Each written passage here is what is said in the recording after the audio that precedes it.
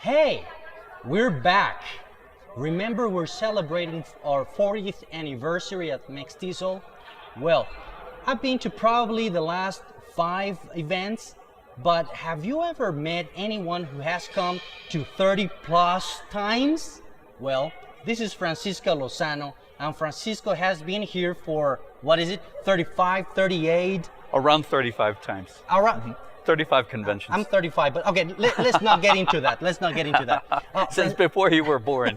There you go. Now, Francisco, you were telling me about you've done a bunch of stuff throughout this 30 years, or 30 plus years. So Yes. you've been here as a teacher, lecturer. Can you talk about that? Yes.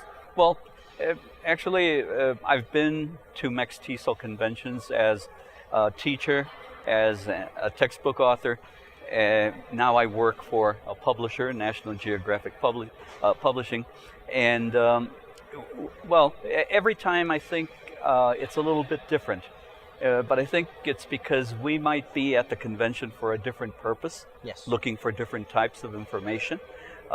Also, the convention changes because the field is evolving.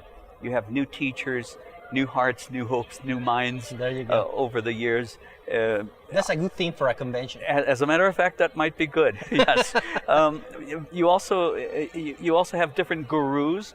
We've Yes. had the pleasure of having some of the great methodologists over the years, right?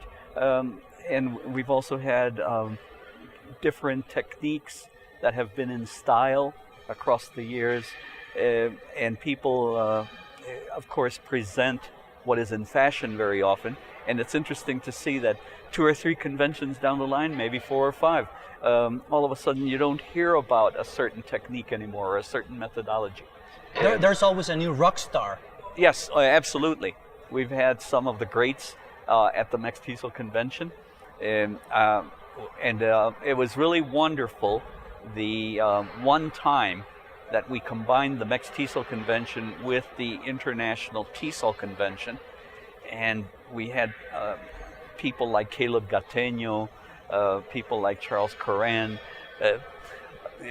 not only attending but giving fantastic workshops, plenaries, featured speaker sessions, and so on. So it's been very interesting over the years. It's always been a learning experience. Well, this time we were talking about TESOL International President was here. So Yes. yeah. I mean, you can find different personalities, different age ranges. That's right. There's a variety. Right, and I'm very happy to see that over the years, the average age of the participants has become younger and younger, and maybe because I'm getting older, but in part it's because Mextesol has opened its arms and heart to people who are studying to be English language teachers, who are in all of these myriad programs that have opened up at state universities, not only licenciaturas, but in master's degrees.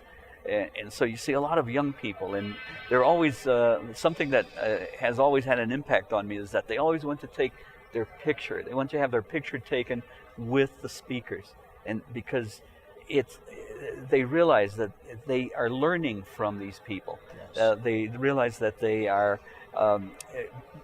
working their way into a field which they see is respectable, has professionals that are respected, that are known worldwide, and I think it's a really it's a heartwarming experience to see this going on.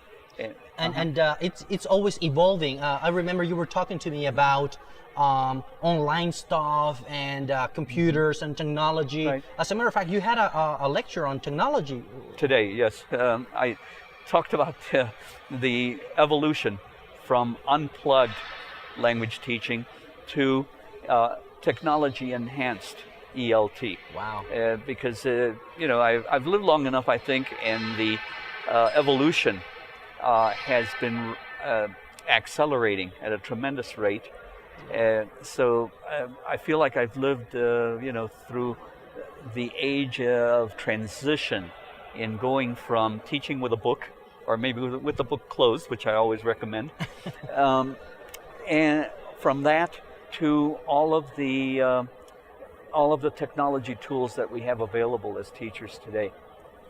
Everything from CD-ROMs to online materials, interactive content with self-correction and automatic correction and automatic feedback for the student, and of course online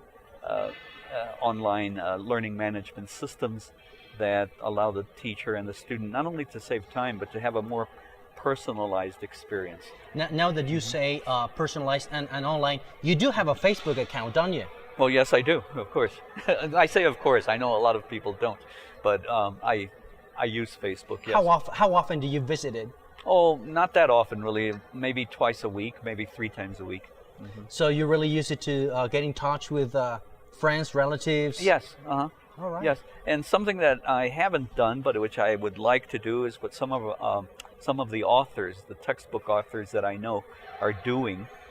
For example, Hugh Deller and Andrew Walkley have taught for years at the University of Westminster in London, and they have worked together. They have authored textbooks, but they keep in touch with people who are using the books through Facebook, which I find quite interesting. And sometimes I go in there just to see what kinds of questions teachers ask an author and what kind of answers the authors give. It's a wonderful medium to keep in touch not only with family and friends. You can also use it on a professional basis. There you go. Mm-hmm. Now, I mentioned at the beginning of this interview that I've come to probably the last 5, and every time I come, I get to see you, and that makes me happy.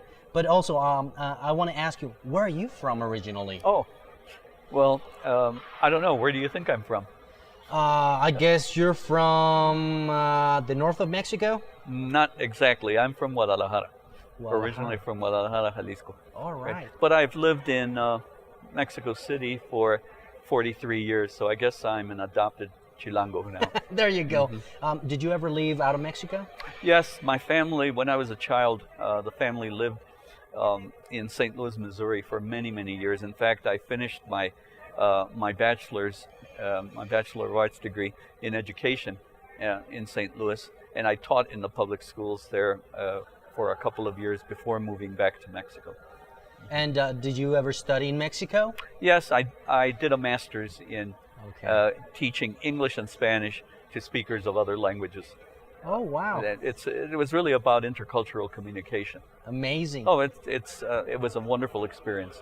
Every time we talked about the convention is improving, growing. What's your impression about this one, about this 40th anniversary convention? I think Mextesol, the executive committee and all of the organizers went out of the way to give us, the membership, a wonderful 40th anniversary experience. It's been a very, very professional and yet very human convention. Having the president of International TESOL here and having her share not only information about the organization, but also some of the work that she has been doing at the American University in Cairo.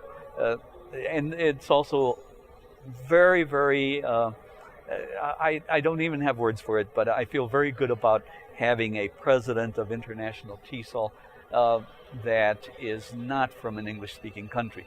Exactly. Mm-hmm. Which shows how the teaching and learning of English has developed over the years, how we speakers of English as a second language are now outnumber the native speakers by far, and how English has truly become a lingua franca, an international language, which of course carries along with it the need for intercultural communication. Well, Francisco, thank you very much. It's always a pleasure to talk to you, but Eduardo, most importantly, to learn from you. Oh, thank you, man. I always learn from all of you also. Thank you very much.